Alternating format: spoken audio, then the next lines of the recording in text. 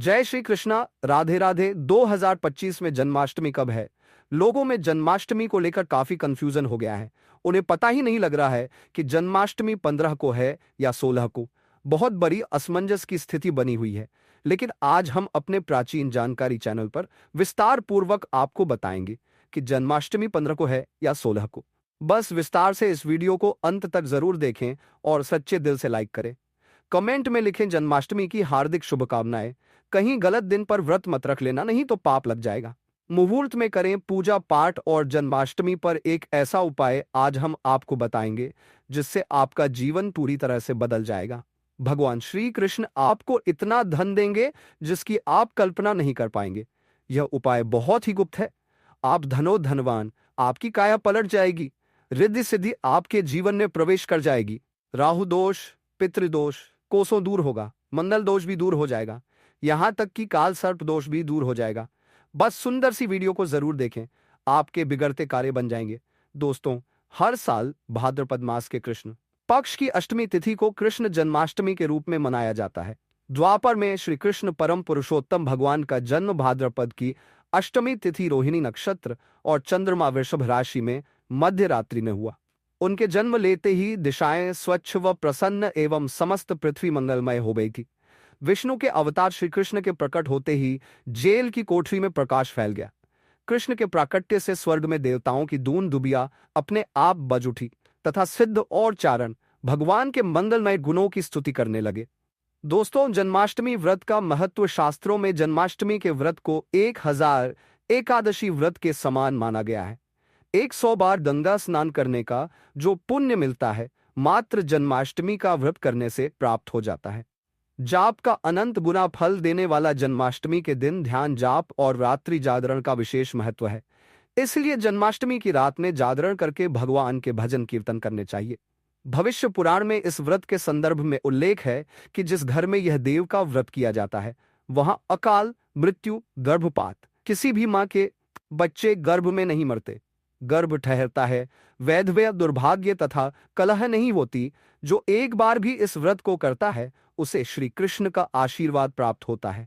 वह प्राणी संसार के सभी सुखों को भोग कर विष्णु लोक में निवास करता है। जन्माष्टमी पूजन विधि हिंदू धर्म में भगवान श्री कृष्ण की पूजा सभी संकटों से निकालकर सुख, समृद्धि और सौभाग्य का वरदान देने वाली मानी गई है।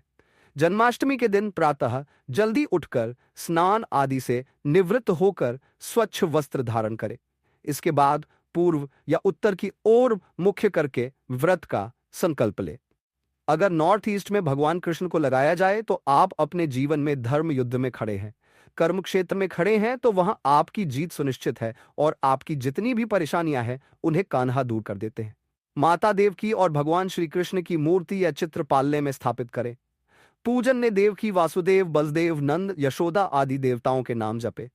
रात्रि में 12 बजे के बाद श्री कृष्ण का जन्मोत्सव मनाए। दोस्तों, जन्माष्टमी पर कान्हा को पीले चंदन या फिर केसर का तिलक जरूर लगाएं। साथ ही साथ उन्हें मोर का मुकुट और बांसुरी जरूर अर्पित करें।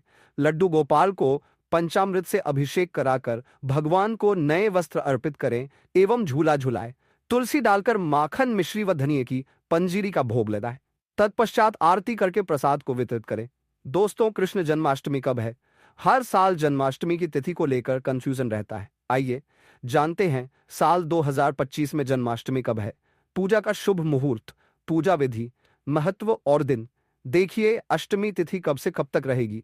जन्माष्टमी तिथि व शुभ मुहूर्त नोट करें। 2025 में कृष्ण जन्माष्टमी 15 अगस्त को मनाई जाएगी। अष्टमी तिथि आरंभ होगी 15 अगस्त को रात्रि 11:49 पर और अष्टमी तिथि समाप्त होगी 16 अगस्त रात्रि 9:34 पर। रोहिणी नक्षत्र प्रारंभ होगा। 17 अगस्त प्रातः काल 4:38 पर रोहिणी नक्षत्र समाप्त होगी। 18 अगस्त प्रातः काल 3:17 पर निशित काल पूजा का समय होगा। 15 अगस्त रात्रि 12:04 से रात्रि 12:47 तक पारण का समय होगा। 15 अगस्त रात्रि 12:47 के बाद दोस्तों चलिए जानते हैं जन्माष्टमी पर श्री कृष्ण की जन्म था। दोस्तों, जन्माष्टमी की यह कथा चुपके से भी सुनने से समस्त तकलीफें, बीमारियां सब समाप्त हो जाती है। पितृदोष, मंगल दोष, कालसर्प दोष, शनि दोष तुरंत ठीक हो जाते हैं। आइए सुनते हैं जन्माष्टमी की कथा। दोस्तों, पौराणिक कथाओं के अनुसार भाद्रपद महाकृष्ण पक्ष की अष्टमी तिथि को भगवान कृष्ण ने माता देवकी की 8वीं संतान के रूप में जन्म लिया था। कृष्ण जी का जन्म मथुरा में कंस के कारागार में हुआ था। माता देवकी राजा कंस की बहन थी। कंस को सत्ता का लालच था। उसने अपने पिता राजा उग्रसेन की राजगद्दी छीनकर उन्हें जेल में बंद कर दिया था और स्वयं को मथुरा का राजा घोषित कर दिया था। राजा कंस अपनी बहन देवकी से बहुत प्रेम करते थे। उन्होंने अपनी बहन का विवाह वासुदेव से कराया था, लेकिन जब वह मान देवकी को विदा कर रहा था, तभी एक आकाशवाणी हुई कि देवकी का 8वां पुत्र कंस की मौत का कारण बनेगा। यह सुनकर कंस डर गया। उसने तुरंत अपनी बहन और उनके पति वासुदेव को जेल में बंद कर दिया। उनके आस-पास सैनिकों की खड़ी पहरेदारी लगा दी। कंस अपनी मौत के डर से देवकी और वासुदेव के 7 संतानों को मार चुका था। कृष्ण जी का जन्म इसके बाद भाद्रपद महाकृष्ण पक्ष की अष्टमी तिथि को रोहिणी नक्षत्र अंधेरी रात में भगवान कृष्ण ने देवकी की 8वीं संतान के रूप में जन्म लिया। श्री कृष्ण के जन्म लेते ही कोठरी प्रकाशमय हो गई। आकाशवाणी हुई कि विष्णु जी ने कृष्ण जी के अवतार में देवकी के कोख में जन्म लिया है। उन्हें गोकुल में बाबा नंद के पास छोड़ाए और उनके घर एक कन्या जन्मी है। उसे मथुरा लाकर कंस को सौंपते कान्हा चले गोकुल धाम। आकाशवाणी सुनते ही वासुदेव के हाथों की हथकड़ी खुल गई। सभी पहरेदार सोने लगे। कान्हा को एक टोकरी में बाल गोपाल को रखकर सिर पर रख लिया और गोकुल की ओर चल पड़े। कान्हा को गोकुल धाम ले जाने में वासुदेव को कई मुसीबतों का सामना करना पड़ा। यमुना नदी कृष्ण जी के चरणों को स्पर्श करने के लिए उफान पर आ गई, लेकिन चरण स्पर्श के बाद वह फिर से शांत पड़ गई। वह कान्हा को बाबा नंद के पास छोड़ आए और गोकुल से कन्या को लेकर वापस लौट आए। जेल अपने आप बंद हो गया और उनके हाथों में हथकड़ियां लग गई। कन्या के रोने की आवाज सुनते ही सभी पहरेदार उठ गए। कंस बंदी गृह आया। वह कन्या को देवकी और वासुदेव की 8वीं कन्या समझ उसे मारने चला, लेकिन वह आकाश में उड़ गई और फिर से आकाशवाणी हुई कि कंस को मारने वाला अब इस दुनिया में पैदा हो चुका है। बाबा नंद और उनकी पत्नी मां यशोदा ने कृष्ण जी का पालन पोषण किया। राजा कंस ने कृष्ण जी का पता लगाकर उन्हें मारने की खूब कोशिश की, लेकिन कंस की सारी कोशिशों विफल हुई और कृष्ण जी को कोई मार नहीं सका। अंत में श्री कृष्ण ने कंस का वध किया। राजा उग्रसेन को फिर मथुरा की राजगद्दी सौंप दी। इस तरह से जन्माष्टमी की व्रत कथा पूरी हुई। दोस्तों, आगे बढ़ने से पहले कमेंट बॉक्स में अपनी राशि भी डाल दीजिएगा। यदि हमारे पास कोई उपाय होगा तो वह आकर हम आपके कमेंट के रिप्लाई में बता देंगे। दोस्तों, जन्माष्टमी पर भूलकर भी ना करें।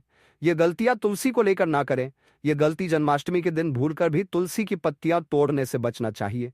दरअसल शास्त्रों में कहा गया है कि कृष्ण भगवान विष्णु के अवतार हैं और उन्हें तुलसी अति प्रिय है। ऐसे में इस दिन तुलसी की पत्तियां नहीं तोड़नी चाहिए।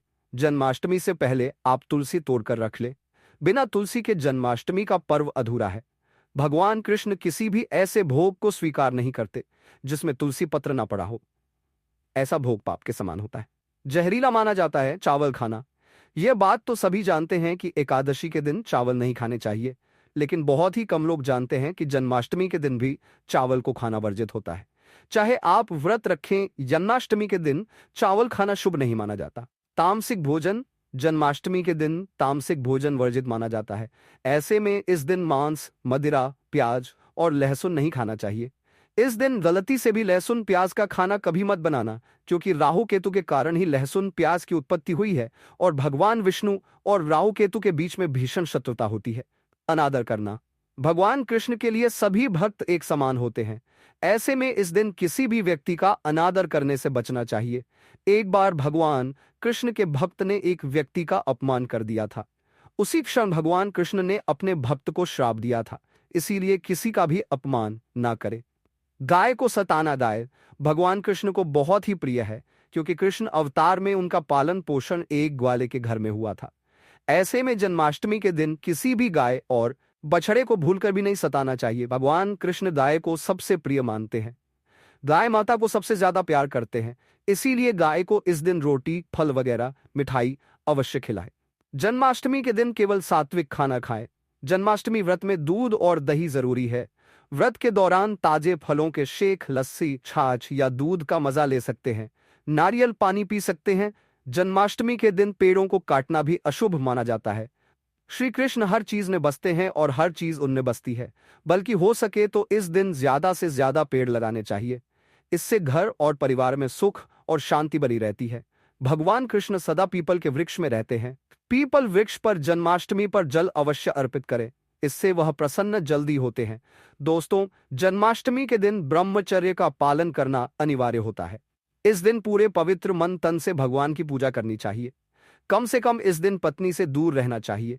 जो पति जन्माष्टमी पर एक दूसरे से दूर रहते और संयम और नियम का पालन करते हैं, तो उन्हें एक सुशील और सुंदर पुत्र की प्राप्ति होती है। ऐसे बालक का मुख भगवान कृष्ण की तरह होता है और शरीर भगवान कृष्ण की तरह कोमल होता है। जो लोग इस दिन व्रत रखते हैं तो उन्हें रात में 12 बजे से पहले अपना व्रत नहीं खोलना चाहिए। उससे पहले व्रत खोलने से पूजा का फल नहीं मिलता है और व्रत भी अधूरा माना जाता है। जन्माष्टमी पर करें इन मंत्रों का जाप।